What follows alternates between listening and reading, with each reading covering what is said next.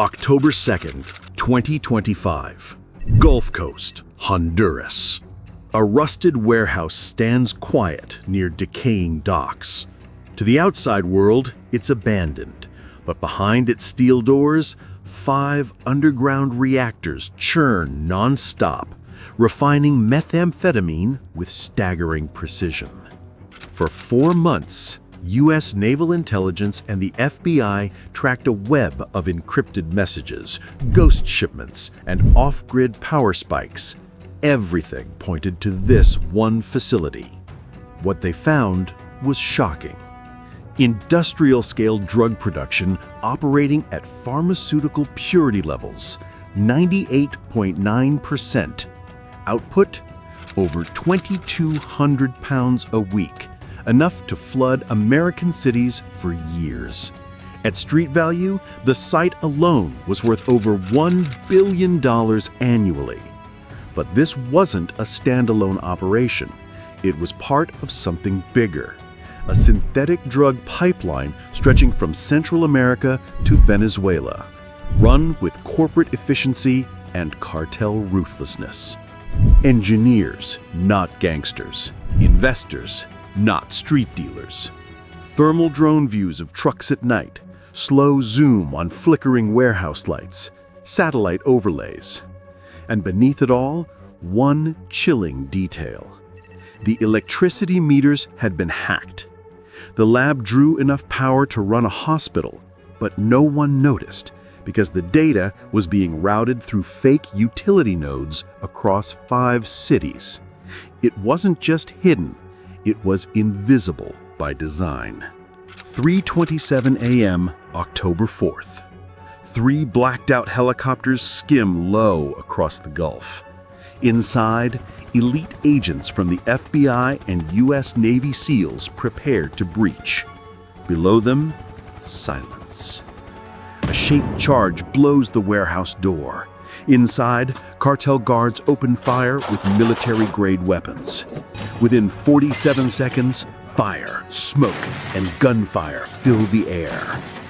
The agents advance through chemical fumes and automatic rounds. One bullet ruptures a reactor pipe. Sparks, heat, flames. Amid the chaos, the team pushes forward.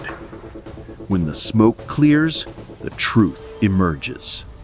Behind a hidden vault door, 6,000 pounds of crystal meth stacked like industrial supplies, labeled as auto filters.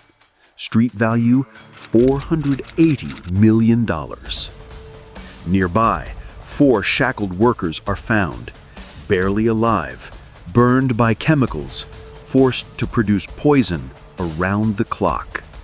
Flashlights through smoke, agents in gas masks, close-ups of scarred captives.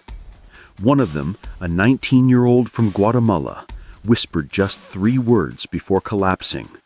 "Please burn it." He had been inside for 89 days. But the warehouse was only one piece. GPS data from seized phones pointed offshore, 35 nautical miles into the Gulf of Paria. There, 2 ships floated in open water. One, a rusted freighter named El Dorado, carried over 4,000 pounds of meth ready for transfer to a Venezuelan buyer.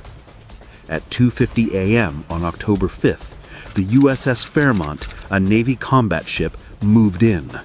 A Poseidon P-8 aircraft tracked the targets from above. At sea level, 2 RHIB boats raced across the water. Tracer fire across dark waves, thermal footage, the burning silhouette of El Dorado against the horizon. Aboard the vessel, agents recovered waterproof drives. One contained a full-year schedule of planned shipments, 17 voyages, each worth hundreds of millions of dollars. Each shipment, a weapon disguised as cargo. What came next was staggering. 7 hidden facilities across 3 countries, 93 million laundered through shell companies, logistics routes linking ports in the Caribbean, Africa, and Asia. This wasn't a drug ring, it was a multinational enterprise. One folder was labeled Q4 Expansion, blueprints for 2 new labs, chemical sourcing from Asia, and power requirements to support full-scale output. Survivors revealed more: forced labor, underground bunkers, and silent deaths when safety protocols failed. One man described being buried alive in a chemical collapse and pulled out hours later to resume work. Data to emotion punch. 200 worker profiles, less than half still alive. Another folder, labeled Risk Mitigation, detailed what to do if a facility was raided. Fake news coverage, social media disinformation, and bribes for local officials. It wasn't just a factory, it was a fortress. By October 10th, joint U.S.-Honduran forces froze 80 bank accounts, seized 9 vessels, and issued 14 extradition warrants. The Honduran president called it a strategic turning point. The FBI called it the most advanced synthetic syndicate ever dismantled. But beneath the numbers, something deeper lingered. This wasn't just a bust, it was a revelation. The drug war had entered a new era. Today's cartels wear suits. They operate in labs cleaner than hospitals. Their shipments rival global supply chains, and their profits outpace oil. On the deck of the USS Fairmont, as dawn broke, agents stood over barrels of seized narcotics and silent prisoners. Smoke curled behind them. The sea calmed, but it remembered. The ocean doesn't forget what it swallows, and this time, it swallowed an empire. But the damage went beyond numbers. In the weeks that followed, forensic analysts traced the organization's digital infrastructure.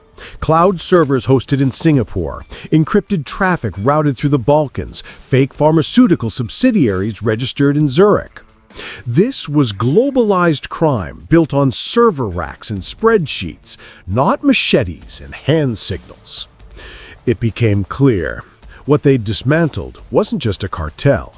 It was a prototype, the blueprint for a new breed of syndicate where drug empires operate like tech startups, scaling at speed, shielded by shell firms and cyber tactics. If you believe the truth must be told, if you believe silence helps these syndicates thrive, then stand with us. Like, comment, share, subscribe, because the next battle won't come with a warning. And only vigilance keeps the waves from turning black again.